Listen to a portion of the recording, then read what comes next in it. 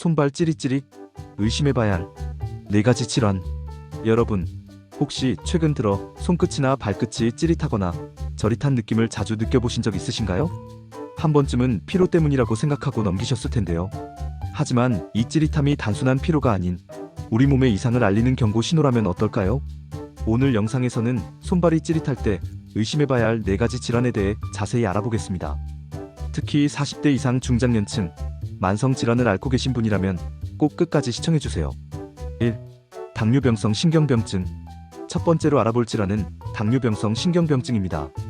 당뇨병은 혈당이 비정상적으로 높은 상태가 지속되는 질환인데요. 이 높은 혈당이 우리 몸의 신경을 서서히 손상시키면서 말초신경에 이상이 생기게 됩니다. 어떤 증상이 나타날까요?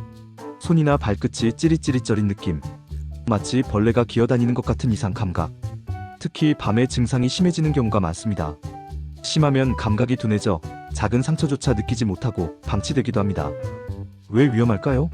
상처가 감지되지 않으면 염증이 생기고 심할 경우 절단까지 이어질 수 있습니다. 게다가 신경 손상은 시간이 지나면 되돌릴 수 없기 때문에 조기 발견과 치료가 필수입니다. 예방법은? 가장 중요한 건 혈당 조절, 정기적인 건강검진, 운동, 식이요법이 반드시 병행되어야 합니다. 2. 경추 디스크, 목 디스크. 두 번째는 우리가 흔히 목 디스크라고 부르는 경추 추간판 탈출증입니다.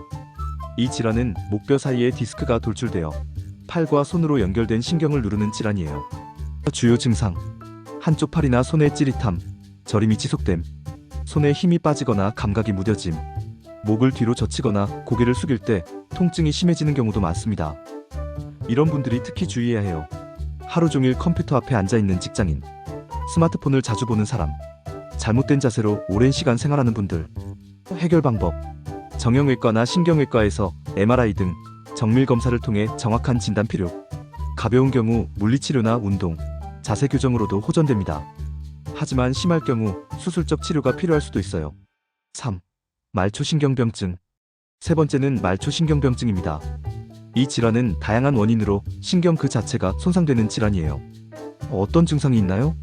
양쪽 손발에 동시에 찌릿함이 나타남, 감각이 무뎌지거나 이상 감각이 느껴질 수도, 화끈거림, 타는 듯한 느낌도 동반될 수 있음.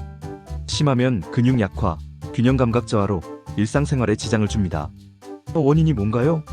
당뇨병, 만성 음주, 비타민 B12 결핍, 항암 치료, 신장 질환, 자가 면역 질환 등.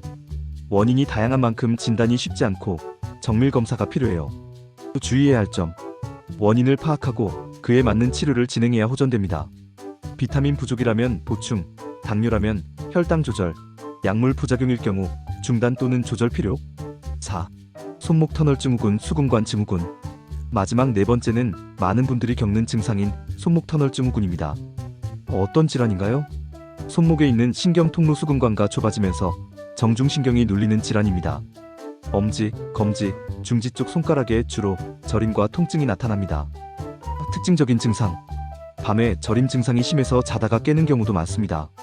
물건을 자주 떨어뜨리거나 단추 끼우는 등의 세밀한 작업이 어려워집니다. 이런 분들 조심하세요.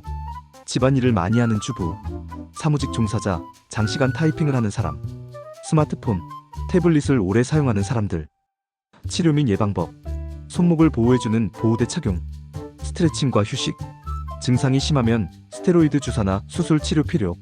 손발이 찌릿한 증상, 가볍게 넘기셨던 분들 많으시죠? 하지만 지금 말씀드린 것처럼 그 증상은 신경계 이상이나 만성질환의 신호일 수 있습니다. 조기에 원인을 파악하고 치료를 시작하면 충분히 호전될 수 있어요. 증상이 반복되거나 한쪽만 찌릿함이 심하다면 꼭 병원을 방문해 보시길 바랍니다.